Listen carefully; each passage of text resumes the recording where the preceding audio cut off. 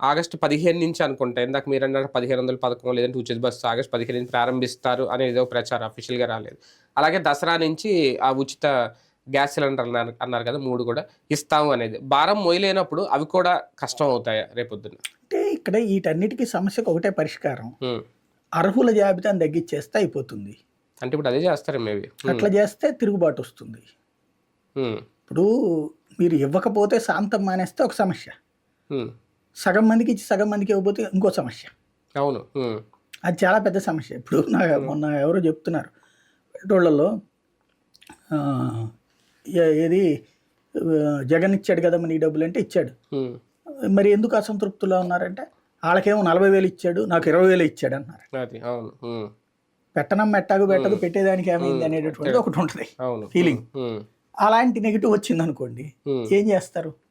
అవును. ఒక రకంగా ఇదే గనక జరిగితే ఫస్ట్ దెబ్బ అవుతదా?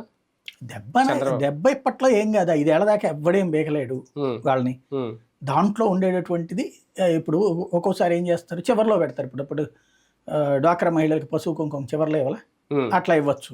లాస్ట్ ఇయర్ ముగ్గురికని, అవును. లేదా ఈ ఏడాది ఒకరికి ఇస్తాం, నెక్స్ట్ ఇయర్ ఇద్దరికి ఇస్తాం, ఇట్లా కూడా చెప్పచ్చు. హ్మ్. చూద్దాం. అవును.